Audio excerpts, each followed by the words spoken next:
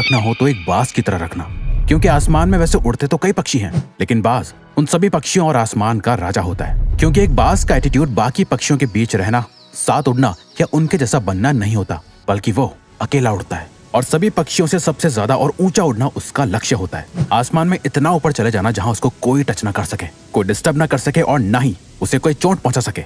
क्योंकि जब एक उड़ते हुए बाज की पीठ पर बैठा हुआ कौवा उसे चोंच मारता है, उसे परेशान करता है, तो बाज उस कौवे से लड़ता नहीं है, उसे कोई रिस्पॉन्स नहीं देता। वो बस चुपचाप अपने पंखों को फैलाकर आसमान में ऊपर और ऊपर उड़ता जाता है। बाज आसमान में जितना ज्यादा ऊपर जाता जाता है, उस कौवे की परेशानी उतनी ही बढ़ती जाती है।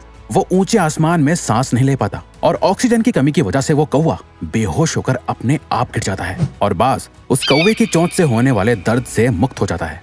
दोस्तों, हमारी जिंदगी भी कुछ ऐसी ही है। ये कौवा आपकी लाइफ के सारे चैलेंजेस को दिखाता है और ये बाज आपके स्ट्रॉन्ग मेंटल एटीट्यूड को।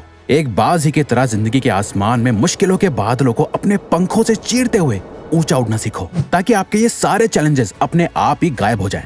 जब लोग आपको ताने कसे तो उससे और ऊपर उड़ जाओ। जब लाइफ आपको सामने से चैलेंज करे, उससे और ऊपर उड़ जाओ। जब आपको जिंदगी की एक के बाद एक प्रॉब्लम्स तोड़ के रख दे, और ऊपर उड़ जाओ। एक बाज की असली पावर उसके पंखों में है। अगर वो अपने पंखों को नहीं खोलेगा तो उड़ नहीं पाएगा। वैसे अगर आप अपने माइंड को ओपन नहीं रखोगे सीखने के लिए, इंप्रूव होने के लिए, स्ट्रांग होने के लिए, तो आप कभी नहीं उड़ पाओगे। एक बाज बनने के लिए आपको बाज के मेंटल एटीट्यूड को सीखना होगा, बाज जैसे मेंटालिटी और माइंडसेट को डेवलप करना होगा। बाज को तूफान पसंद होते हैं।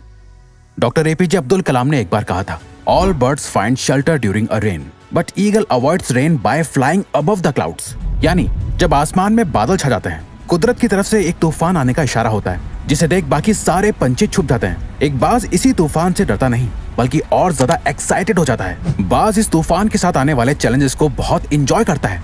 जब तूफान की हवाएं और ज्यादा तेज हो जाती हैं, वो उस तेज हवा का यूज करके आसमान में और ऊपर चला जाता है। बहुत ऊपर पहुंचने के बाद वो उन बादलों से भी ऊपर आ जाता है जो बादल वो बारिश कर रहे होते हैं। आपकी लाइफ की हर एक प्रॉब्लम में सोल्यूशन छुपा हुआ है, हर एक चैलेंज में अपॉर्चुनिटी छुपी हुई है। जब आप इन प्रॉब्लम्स और चैलेंजेस से ऊपर उठ जाओगे, तब आपको कई सारी अपॉर्चुनिटीज दिखाई देंगी। जैसे कि नेपोलियन हिल भी कहते हैं, every challenge brings a great opportunity with it. अब जिस दिन एक बाज की तरह लाइफ की सारी डिफिकल्टीज और प्रॉब्लम्स को लाइफ में ग्रो होने की, खुद को बदलने की अपॉर्चुनिटीज की तरह देखने लगोगे, तब जाके आप बहुत ऊंचा उड़ना सीख पाओगे। बाज अपने घोंसले में नरम घास नहीं रखता। क्या आपको पता है, एक बाज के घोंसले में कभी कोई नरम चीज नहीं होती। वो अपने घोंसले से उन घासों को निकाल के फेंक देता है जो उसे आराम करने पे मजबूर करती है, क्योंकि वो एक बाज है।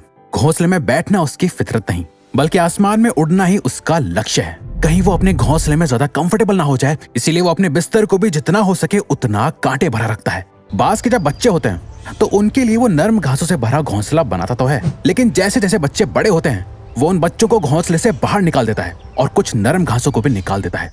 पर जब उसके बच्चे वापस आते हैं, उन्हें वो घोंसला थोड़ा अनकंफर्टेबल लगने लगता है, पर वो उसमें भी आराम करने लगते हैं। कुछ टाइम बाद वो अपने बच्चों को फिर से उस घोंसले से निकाल देता है और सारी नरम घास को निकाल फेंकता है।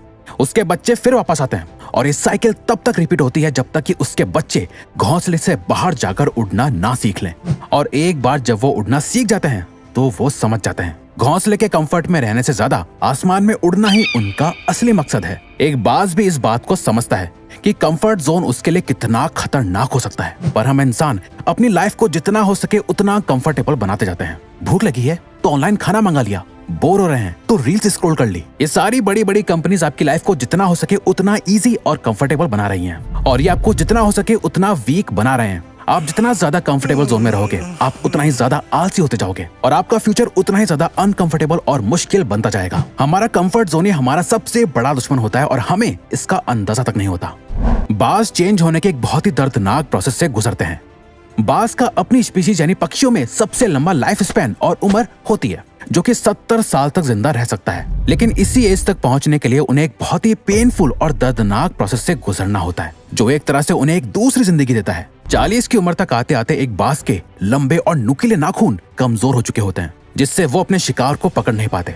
उसकी नुकीली चोंच अब मुड़ चुकी होती है, उसके पुराने सारे पर उसकी छाती से चिपक जाते हैं, जिससे उससे उड़ने में बहुत दिक्कत आती है। अब बाज को एक चॉइस लेनी होती है, या तो वो ऐसे ही मर जाए या फिर अपने आप को एक पेनफुल प्रोसेस से गुजार कर बदला जाए, जिसे करने के लिए वो अपने घोंसले में जाता है और अपनी चोंच को तब तक पत्थर पे जोर जोर से मारता है जब तक कि वो टूट नहीं जाती। फिर वो अपनी चोंच के दोबारा बड़े होने का इंतजार करता है और चोंच ग्रो होने के बाद उस चोंच का यूज करके अपने नाखून उखाड़ देता है और उनका दोबारा ग्रो होने का इंतजार करता है।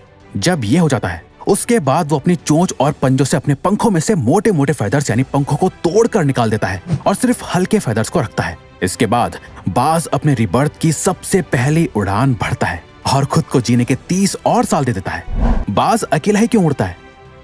एक बाज बाकी सारे पंछियों में सबसे ऊंचा उड़ता है, जिसके लेवल को कोई दूसरा पंछी टच नहीं कर सकता। बाज ये मानता है कि वो बाकी सभी पंछियों में सबसे सुप्रीम यानी ऊंची श्रेणी का है, इसीलिए वो हमेशा अकेले ही उड़ना पसंद करता है। एक बाज कभी किसी चिड़िया, कबूतर या कौवे के साथ नहीं उड़ता, या तो वो बाकी बाज के साथ उड़ेगा या फिर अकेले, पर कभी किसी छोटे मोटे पंछी के साथ नहीं रहता। अगर हम सभी पंछी हैं और आपको सभी पंछियों से बेहतर और सुप्रीम बनना है तो आपको अपने आसपास के सभी छोटे मोटे पंछियों यानी छोटी सोच और कम एबिलिटी वाले के साथ नहीं, उनसे ऊंचा उड़ना सीखो। अगर आप लाइफ में कुछ बड़ा करना चाहते हो तो उन लोगों से दूर जाना होगा जिनकी सोच ही छोटी है, जो कभी कुछ बड़ा सोच ही नहीं सकते।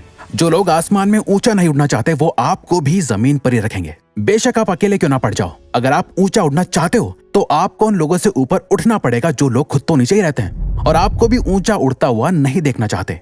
एक बाज की तरह स्ट्रॉन्ग विजन डेवलप करो। एक बाज अपने शिकार को 5 किलोमीटर दूर से ही देख लेता है और जब वो अपने टारगेट को लॉक कर लेता है, जब उसका गोल एकदम क्लियर हो जाता है, फिर उससे फर्क नहीं पड़ता कि रास्ते में क्या है, कितने पेड़ हैं, कितने लोग हैं, वो शिकार कितना खतरनाक हो सकता है, वहां तक पहुंचना कितना मुश्किल है। वो कुछ भी करके अपने शिकार को पकड़ लेता है और अपने गोल को अचीव कर लेता है। एक बाज कभी इस बात को लेकर परेशान नहीं होता कि उसे अपना खाना कैसे मिलेगा, वो सरवाइव कैसे करेगा, किसी ने उसके लिए कहीं पानी भर के रखा है या नहीं, उसके लिए खाना डाला है या नहीं। वो बस उड़ता है और अपने खाने की तलाश में निकल जाता है। अपने शिकार का वेट नहीं करता कि वो खुद चल के उसके पास आएगा, नहीं, बल्कि सही मौका देखते ही उस पर हमला कर देता है। इस मेंटल एटीट्यूड की वजह से ही एक बाज 70 साल तक सरवाइव कर पाता है, बाकी पंछियों की तरह भूखा नहीं मरता। आपको भी अपनी लाइफ का एक विजन तैयार करना होगा। आप जो चाहते हो उसके लिए काम करना होगा। कोई सामने से आकर आपकी लाइफ नहीं बदलने वाला, आपको खुद अपनी लाइफ की रिस्पॉन्सिबिलिटी लेके खुद को चेंज करना होगा। एक बाज कभी भी मरे हुए जानवरों को नहीं खाता। एक बाज कभी मरे हुए जानवर को नहीं खाता, वो हमेशा अपने लिए एक फ्रेश शिकार करता है। बाज का ये माइंडसेट हमें सिखाता है कि हमारा पास्ट हमारे लिए मर चुका है, पास्ट में हुई सभी चीजें जा चुकी हैं, आपके हाथ में बस आपका आज है।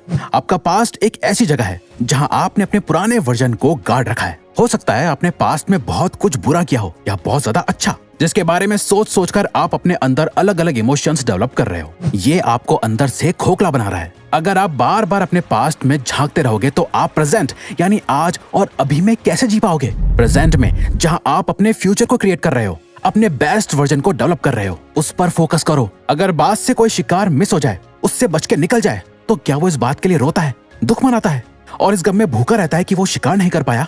नहीं, बल्कि वो फौरन अपने अगले शिकार को ढूंढने निकल जाता है। आप भी एक बाज बनो, अपने पास्ट को दफना दो और अपने प्रेजेंट में जीकर अपने फ्यूचर को क्रिएट करो। अब अगर आपको ये वीडियो अच्छी लगी तो वीडियो को लाइक और चैनल को सब्सक्राइब करके हमें सपोर्ट करो और बेल नोटिफिकेशन ऑन कर लीजिएगा।